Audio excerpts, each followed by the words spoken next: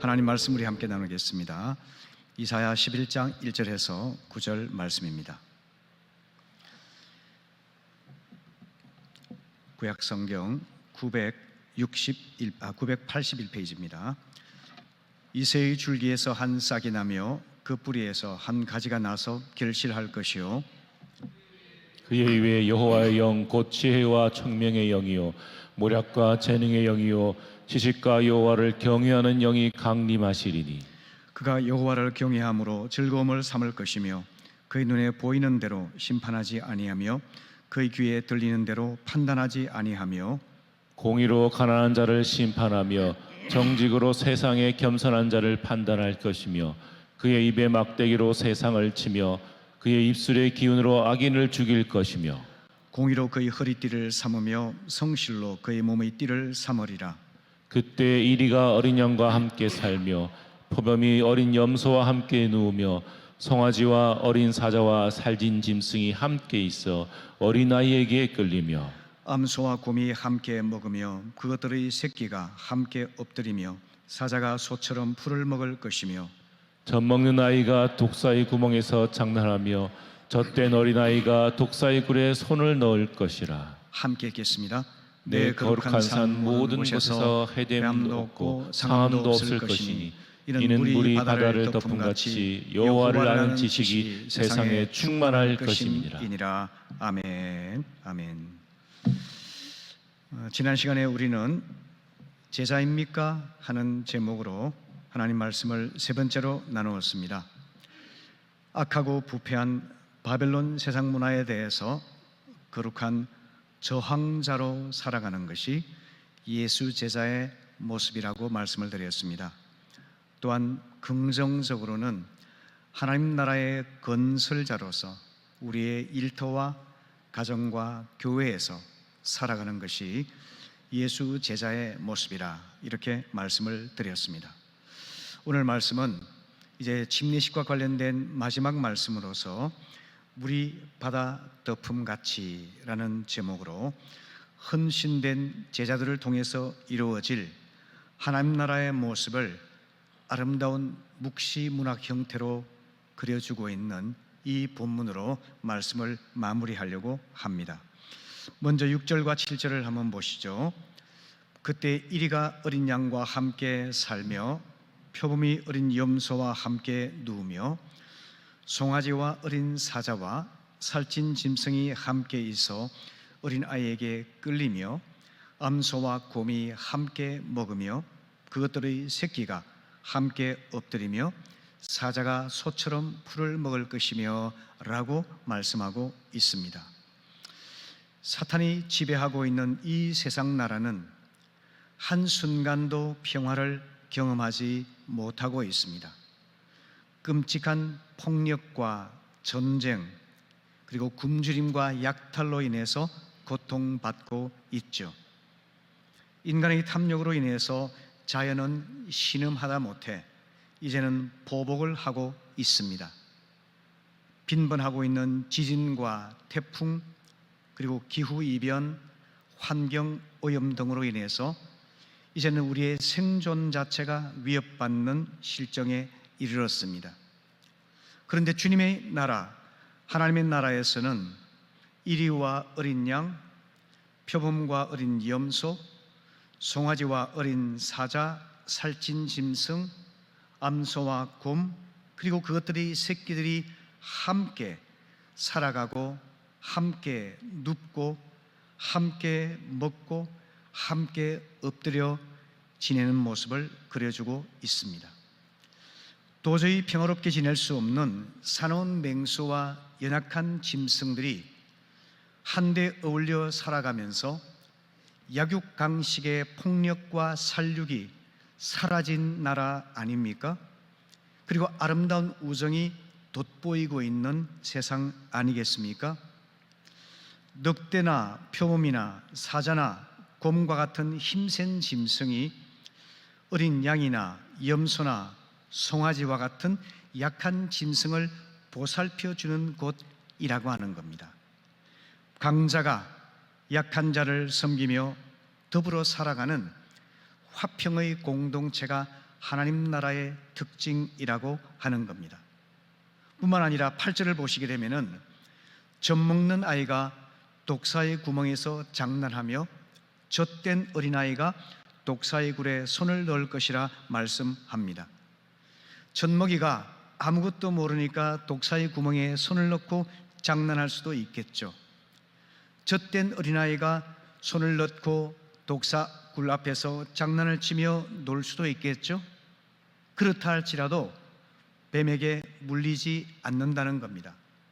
우리가 잘 아는 것처럼 뱀은 은밀하게 숨어 지내는 동물이지만 누군가 자기 근처에 오면 위협을 느껴서 사정없이 물고 독을 내뿜기도 하지 않습니까? 그런 뱀이 천진난만한 아이들이 장난을 치고 독사굴에 손을 넣는다 할지라도 아무런 공격을 하지 않을 만큼 안전한 곳이 하나님 나라의 공동체라고 하는 것입니다. 9절 말씀을 보시게 되면은 내 거룩한 산 모든 곳에서 해됨도 없고 상함도 없을 것이라 이렇게 말씀하고 있죠. 서로 해치거나 공격하거나 살육하는 일이 없는 완전한 안전이 보장되는 곳, 그것이 바로 하나님 나라라고 하는 겁니다. 약육강식의 살육, 그리고 강자만 살아남는 승자 독식, 물고 먹히는 적대적 대립관계, 이 모든 악이 사라지게 된다는 겁니다. 그래서 해됨도 없고 상함도 없는 화평의 공동체, 눈물이 날 정도로 아름다운 나라가 바로 하나님께서 다스리는 나라 특징이라고 하는 겁니다. 우리는 이런 하나님 나라가 이 땅에 임할 것을 꿈꾸면서 하나님 나라의 회복을 위해서 살아가는 제자의 발걸음을 멈추지 않기를 기대합니다. 신약성경 빌레몬서를 보시게 되면은 짧은 편지이지만 이 속에 감동적인 이야기가 담겨져 있는데요. 노예 주인인 빌레몬과 도망 노예인 오네시모 사이에 사도 바울이 중재를 해서 서로 용서하고 화해돼서 한 형제됨을 회복하는 아름다운 이야기가 담겨져 있죠. 이것이 바로 사나운 맹수와 연약한 짐승이 가족이 되어서 함께 살아가는 화평의 공동체, 그 모습을 보여주는 이야기가 아니겠습니까? 하나님을 올바로 믿고 섬기는 사람들 속에는 이러한 일들이 일어날 수가 있다는 겁니다. 초대교회 1세기 교회를 연구한 유명한 학자 중에 로버트 뱅스라는 분이 있는데요. 이분이 1세기 기독교의 사료를 연구하고 또 문학적인 상상력을 동원해서 쓴 책이 1세기 교회 시리즈입니다. 교회 예배 이야기와 1세기 그리스도인의 하루 이야기라는 책을 쓰셨는데요. 잠깐만 소개를 해드린다면 이게 푸블리우스라고 하는 주인공이 등장을 합니다. 이 사람은 노예 주인입니다. 최근에 그리스도인들의 가정교회 호기심을 갖고 참여하다가 마침내 예수를 믿고 제자가 되기로 결심을 했습니다. 그리고 그의 삶이 변화된 것을 보여주고 있는데요. 하루의 삶을 열면서 하나님께 감사의 기도로 열어가기를 시작합니다. 예전에는 노예를 심하게 꾸짖고 비인격적으로 대했던 적이 있었는데 이제는 자신을 반성하면서 노예들을 인격적으로 대해주고 그리고 그들을 친절하게 대해주려고 노력을 합니다. 예전에 하던 음담 패설을 버리고 단정한 삶을 살려고 노력을 합니다. 자기 집에서 가정교회 모임을 할 때는 자유인뿐만 아니라 그 집에 노예들도 초청을 합니다. 그래서 부유한 사람과 가난한 사람, 어른들과 어린아이들, 노예 주인과 노예, 모든 사람이 함께 어우러져서 아무런 차별이 없이 형제자매로 식사하며 교제하며 은혜를 나누는 그것을 참여하고 있는 것이죠. 여러분, 지금 우리는 1세기 로마 사회가 어땠는지를 상상하지 못하시죠? 노예 주인이 노예를 인격적으로 대한다거나 함께 식사한다는 것은 상상할 수가 없는 일이었습니다.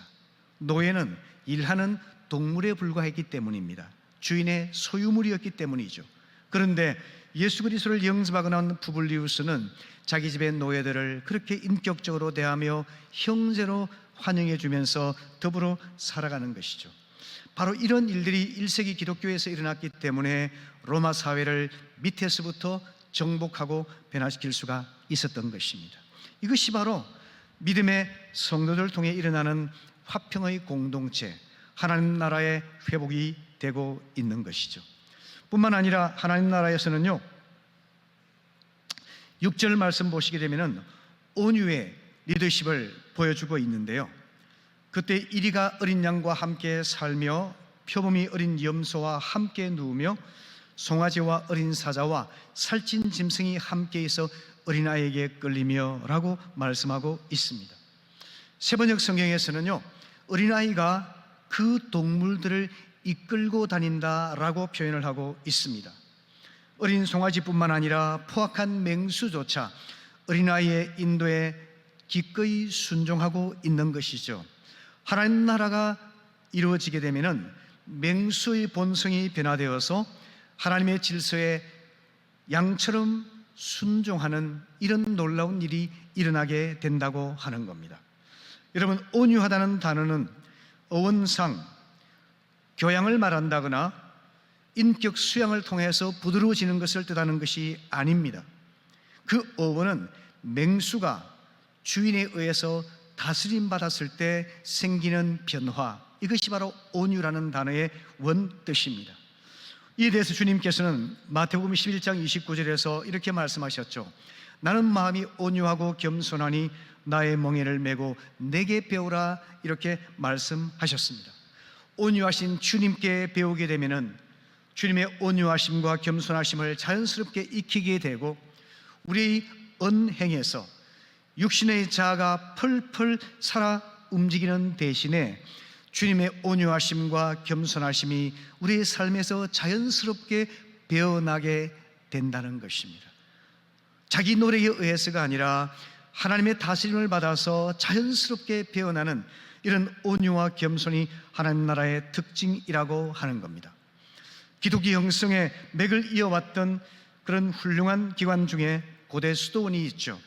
이 수도원의 전통에서 보게 되면 가장 기본적인 세 가지 덕목을 말하기를 복음 삼덕이라 이렇게 표현을 하는데요, 청빈과 순결과 순명이라고 하는데요, 순명은 순종을 말합니다. 그 중에 가장 근본적인 것이 뭐냐면 순종입니다. 주님의 다스림을 받고 주님의 배움을 받아서 주님을 닮은 온유한 사람으로 변화될 때 영적인 질서에 순종하고 하나님 나라에 합당한 사람으로 변화되고 성장할 수 있게 되는 겁니다. 여러분, 우리가 살아가면서 겪는 이 경험은요, 사람은 자기 의지와 노력을 통해서 역경을 극복하기는 가능합니다. 하지만 그 사람에게 어떤 지위나 부나 권세를 주어보면은 그 사람의 됨됨이가 어떠한지를 우리는 잘 알 수가 있습니다. 창세기 49장을 보시게 되면은 죽음을 앞둔 야곱이 침상에서 아들들을 위해 드리는 유언적인 기도가 담겨져 있는데요, 야곱은 대부분의 아들을 마음껏 축복하지만 그 중에 장남, 아버지의 권위를 이어가는 가장 중요한 아들이 장남입니다. 그런데 그 장남인 르우벤을 향해서는 마음껏 축복하지 아니하고 상당히 제한하는 것을 보게 됩니다. 그 이유가 뭘까요? 49장 3절부터 4절까지 내용을 보게 되면은 르우벤은 야곱의 장자였고 능력이 탁월하고 아주 위풍당당한 사람이었지만 물의 끓름과 같이 그의 마음을 자제하지 못하고 선을 넘었다는 거죠. 그래서 늙은 아버지의 젊은 후처를 범하는 죄를 범하고 말았던 것이죠. 그는 능력 있는 사람이었고 그리고 열정적인 사람이었지만 아버지의 권위를 무시하고 인격을 못 오겠다는 이유로 그 모든 것을 마음에 담아두고 있다가 야곱은 죽음의 침상에서 그 아들을 엄중하게 책망하는 것을 우리는 보게 됩니다. 우리가 끓는 물처럼 되어서 순종하는 법을 배우지 못하게 되면요, 하나님의 나라에서 아름답게 쓰임받지를 못합니다. 결국 르우벤의 후손들은 이스라엘 12지파 중에서 장자의 후손들이었지만 귀하게 장자의 역할을 감당하지 못하고 유다족 지파에게 넘겨주고 말았던 것을 우리는 기억하고 있습니다. 반면에 어린 시절에 형들의 시기를 받아서 노예로 팔려갔던 요셉이 있죠. 그런 숱한 고비를 넘기고 죽음의 위기를 넘긴 다음에 극적으로 애굽의 총리가 되었지 않습니까? 그런데 아버지 야곱이 죽고 난 다음에 형들이 요셉의 보복을 두려워하고 있을 때 요셉이 이렇게 말을 하죠. 창세기 50장 19절 이하의 말씀에서 형님들 두려워하지 마십시오. 제가 하나님을 대신하겠습니까? 형님들이 나를 해치려고 하였지만 하나님께서는 그 모든 악행을 선으로 바꿔주셔서 오늘날 저를 살릴 뿐만 아니라 많은 생명을 구원하는 구원의 도구로 삼아 주셨습니다. 그러므로 형님들 두려워하지 마십시오. 제가 형님들과 형님들의 자녀를 보살피겠습니다. 이렇게 이야기를 했습니다. 여러분, 요셉은 그에게 권세가 주어졌지만 그 권세를 가지고 보복을 행사하거나 자기 이익을 취하는 데 사용하지 아니하고 형들을 용서하고 형들을 보살피는 그 일에 자기에게 주어진 권세를 사용하는 것을 보지 않습니까? 이것이 뭐냐면 하나님에 의해 다스림을 받아서 그 성품의 악과 독이 다 빠지고 나서 부드럽고 겸손한 사람으로 변화되었기 때문인 것입니다. 여러분, 로마서 13장 1절의 말씀처럼 위에 있는 권세는 다 하나님께로부터 났다는 것을 인정하고 우리가 그 앞에서 겸손히 순종하는 법을 배우게 될 때 하나님께서는 우리를 통해서 당신의 일을 이루어 가시는 것입니다. 하나님 나라의 공동체는 온유와 겸손의 리더십을 발휘하며 온유하고 겸손한 자세로 하나님의 영적 질서에 기꺼이 순종하는 사람들의 공동체인 것입니다. 자, 그렇다면 무서운 사자와 어린 양이 함께 살아가면서 친밀한 우정을 나누고 강한 자가 힘으로 억압하며 폭력을 행사하는 대신에 오히려 약한 자를 섬기고 더불어 화평을 이루어가는 공동체, 천진난만한 아이가 독사울에 손을 놓고 장난을 쳐도 물려 죽지 않는 나라, 심지어 사자가 소처럼 풀을 먹고 순한 양처럼 성품이 변하는 그런 일이 어떻게 일어날 수가 있을까요? 그 비결은 바로 9절에 있습니다. 9절 말씀 우리 같이 읽어볼까요? 시작.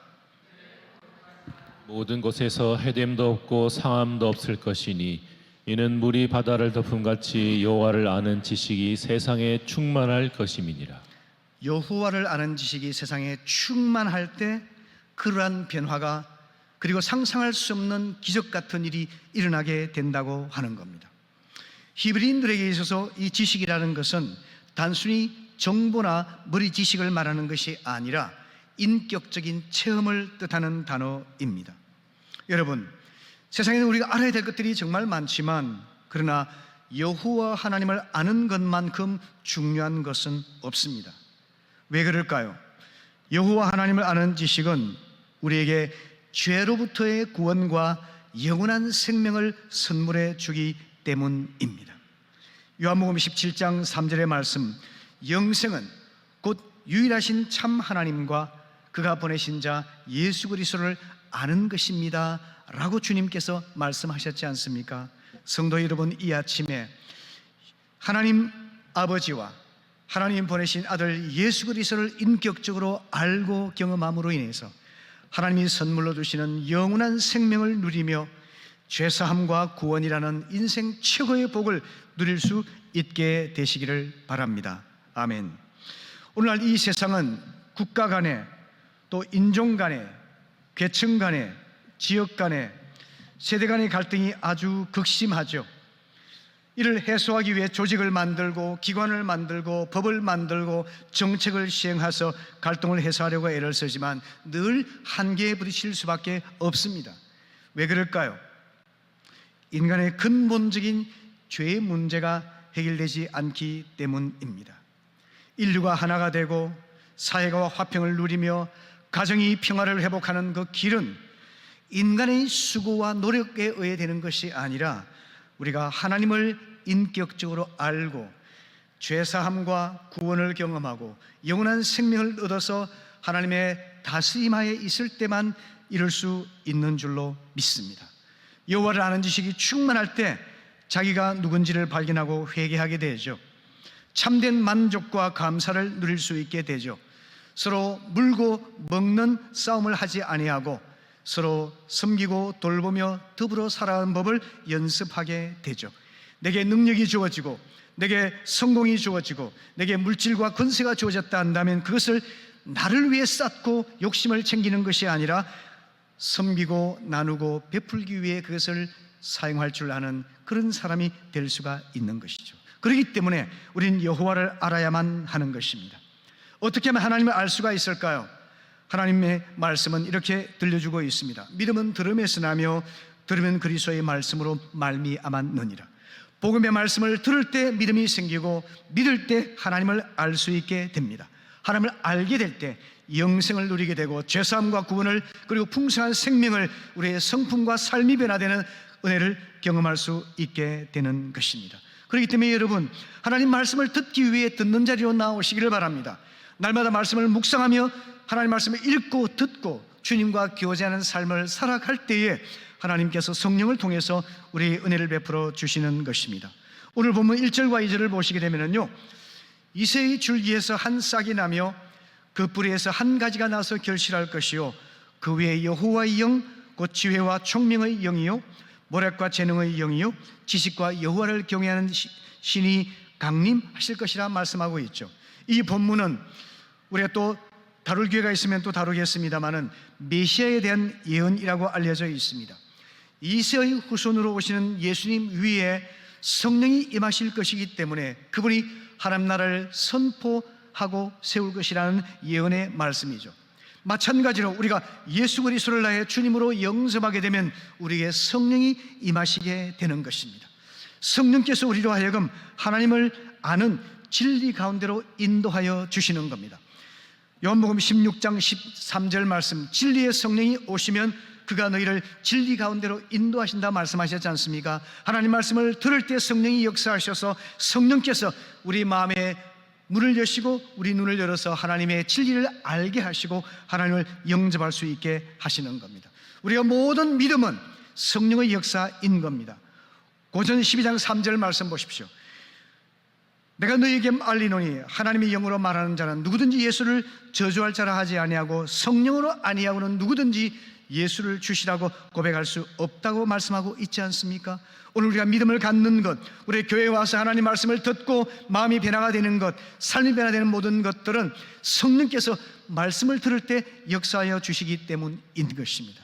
그래서 요한복음 3장 5절에서 말씀하시기를, 주님께서 말씀하시기를 사람이 물과 성령으로 나지 않으면 하나님 나라에 들어갈 수가 없다라고 말씀하고 있죠. 이 물은 바로 하나님의 말씀을 말하는 겁니다. 하나님 말씀이 선포되고 하나님 말씀이 들려질 때 성령이 역사하셔서 우리가 새 생명을 얻어 거듭나서 하나님 나라에 들어가게 되고 하나님 나라의 삶을 살아갈 수 있게 되는 겁니다. 오늘 이 아침에 좀 질문해 보시길 바랍니다. 여러분, 내가 거듭난 하나님의 사람인지를 질문해 보세요. 그저 교회 등록해서 교인 되는 것, 그거 아닙니다. 침례 예식 자체가 나를 거듭나게 해주는 것 아닙니다. 교회 생활을 열심히 하는 것, 거듭나게 하는 것 아닙니다. 종교 생활과 복음의 삶은 차이가 있는 겁니다. 내가 인격이 고결하고 도덕적으로 윤리적으로 모범적인 삶을 산다고 할지라도 그 자체가 거듭남 아닙니다. 니고데모를 보십시오. 니고데모는 모든 면에서 완벽한 사람이었지만 그는 예수 믿어 성령으로 거듭난 그 삶을 체험하지 못했던 사람입니다. 그와 같은 오류가 우리에게도 있을 수가 있습니다. 이 아침에 예수님께서 나를 위해 죽으시고 부활하셨음을 믿는 나의 주님으로 영접하는 믿음이 있게 되기를 바랍니다. 내가 주 예수를 영접하고 주님을 고백하게 될 때 성령이 역사하셔서 내가 얼마나 철저한 죄인인 것을 알게 하시고 하나님의 크신 은혜를 내가 경험하고 주님을 영접하여서 성령 안에서 새 생명을 얻고 새로운 성품과 새로운 습관과 새로운 삶의 변화를 경험할 수 있게 되는 것입니다. 여러분, 이 아침에 꼭 마음에 명심하시기를 바랍니다.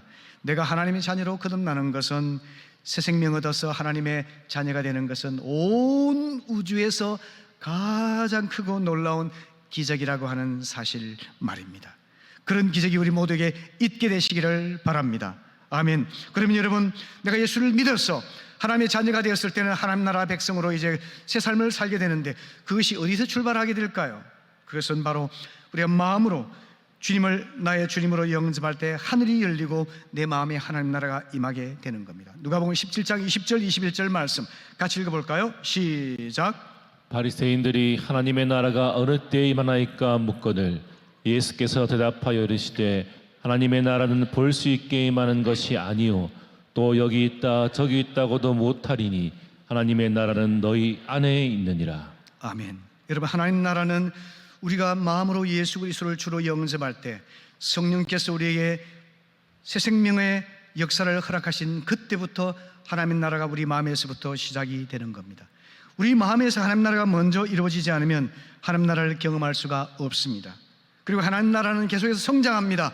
우리의 마음에서뿐만 아니라 우리의 삶에서 하나님 나라가 실제적으로 나타나야만 하죠.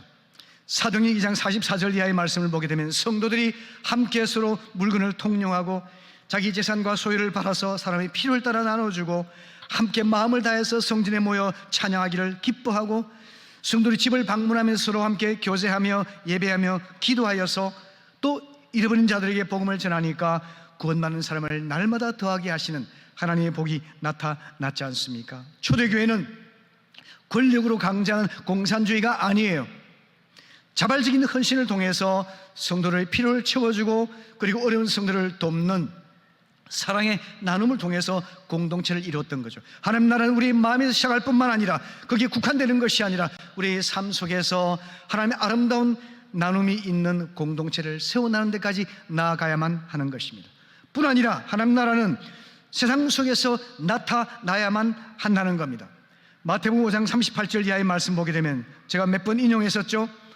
눈은 눈으로 이는 이로 갚는 것이 세상의 생활 방식입니다. 율법주의며 보복에 의해서 이루어지는 세상 나라의 법칙이죠. 그런데 주님은 말씀하십니다. 나는 너에게 이르노니 라고 말씀하면서 하나님 나라의 원리를 말씀하시는데요, 악한 자를 대적하지 말고 오른편 뺨을 치거든 왼뺨도 돌려대고 속옷을 가지고 오는 자 하는 자에게 겉옷까지 나눠주고 억지로 오리를 가자면 심리를 동행해주고 그리고 이웃을 사랑하고 원수를 미워하라는 옛날 말씀과 달리 오히려 원수를 사랑하고 박해자를 위해 기도하라 이렇게 말씀하셨지 않습니까?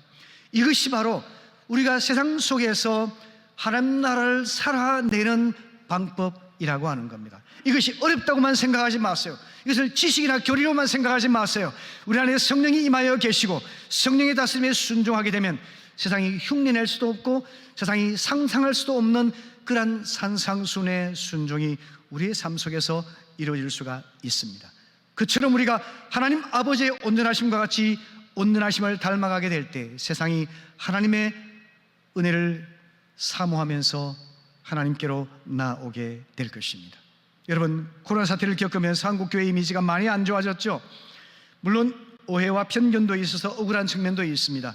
하지만 좀 더 객관적으로 우리 자신을 살펴보게 되면요, 목회 데이터 연구소가 최근에 발표한 종교 인식 조사가 있는데요, 거기 보게 되면 우리 국민들이 기독교인들을 어떻게 바라보고 있는가 하는 데 대한 통계가 나와 있습니다. 이미지를 어떻게 보고 있냐면요, 기독교인들에 대해서 30% 이상의 비율로 기독교인들은 이중적이다, 사기꾼과 같다, 이기적이다 하는 나쁜 이미지를 가지고 있다는 겁니다. 반면에 불교인들이나 천주교인들에 대해서는 온화하다, 따뜻하다 하는 긍정적인 이미지를 주로 가지고 있다는 겁니다.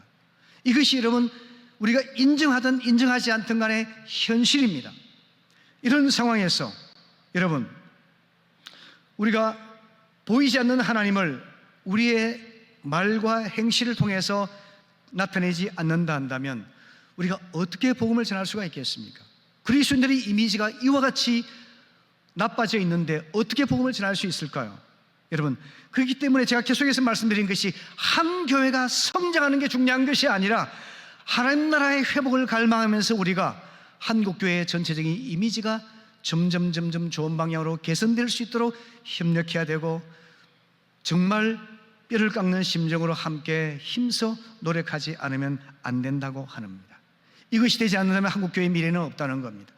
한 나라 확장은커녕 한국 교회의 미래가 지금 암울하고 교회의 존립 자체가 위험할 수밖에 없는 상황에 놓여져 있다는 겁니다. 그래서 제가 계속해서 말씀드린 것이, 우리가 마음에서부터 시작된 하나님 나라가 우리의 삶에서 나타나고 우리 세상 속에서 그것이 입증될 수 있도록 분투하고 기도해야만 한다라고 말씀드리고 있는 겁니다. 어렵게만 생각하지 맙시다. 여러분, 우리가 음식을 먹을 때 인공 조미료를 첨가하면 맛있죠, 달콤하죠, 식욕이 나죠. 하지만 결과적으로 건강에 해로울 때가 많이 있지 않습니까? 교회도 마찬가지입니다. 세상적인 첨가물들을 더하게 되면 교회가 화려해 보이고 세련돼 보이고 세상을 앞서가는 것처럼 보이죠. 그러나 여러분, 세상과 동일시되게 마련입니다. 교회가 기업화되는 겁니다. 복음이 상품화되는 겁니다. 그리스도인들은 소비자가 되는 것입니다. 그것이 아니라 좀 어리석어 보이고 시대에 뒤떨어져 보이고 투박해 보이지만 산상순의 말씀을 액면 그대로 단순히 순종하여 나아간다면 하나님께서 그 속에 성령님의 역사로 수많은 생명들이 하나님께 나올 수 있도록 은혜를 베풀어 주실 것이라고 믿습니다. 그렇기 때문에 여러분, 우리는 성령을 간절히 구하시기를 바랍니다. 주님께서 말씀하셨습니다. 부활하신 주님께서 제자들에게 말씀하시기를 성령을 받으라고 말씀하셨죠. 그리고 베드로는 회개하여 예수 그리스도를 믿고 성령을 받으라고 그들에게 설교를 했습니다. 우리가 믿을 때는 성령이 우리에게 임하여 계신다는 사실을 분명히 기억하시면서 한 번 성령을 받은 것으로 그치지 아니하고, 에베소 5장 18절의 말씀은 술 취하지 말라, 이는 방탕한 것이니 오직 성령으로 충만함을 받으라 말씀하고 있습니다. 여러분, 하루에 눈을 뜰 때 성령의 충만함을 구하시고, 하루의 분주한 삶 속에서도 성령의 다스림을 구하시고, 하루의 문을 닫을 때도 성령에 충만하여 꿈속에서도 주님과 더불어 동행하는 삶을 살게 해주십시오. 우리가 주님께 구할 때 성령에 충만하여서 마음에서부터 삶으로부터 온 세상 속에서 하나님 나라를 살아내는 성도를 통해서 주님께는 교회의 부흥을 허락하시고 하나님 나라가 회복될 수 있도록 은혜를 베풀어 주실 줄로 믿습니다. 말씀을 마무리하겠습니다. 하박국 2장 14절의 말씀은 이렇게 말씀하고 있죠. 대저 물이 바다를 덮음같이 여호와의 영광을 인정하는 것이 세상에 가득하리라 말씀하고 있습니다. 우리가 마음에서부터 삶으로 그리고 세상 속에서까지 하나님 나라를 살아내게 된다면, 하나님 나라의 특징이 우리 가운데 드러나게 된다면, 물이 바다를 덮음같이 여호와의 영광을 인정하는 것이 온 세상에 가득하리라고 말씀하고 있습니다. 물이 바다를 덮음같이, 원래 육지였던 땅이 물이 가득하게 되면 바다가 되지 않습니까?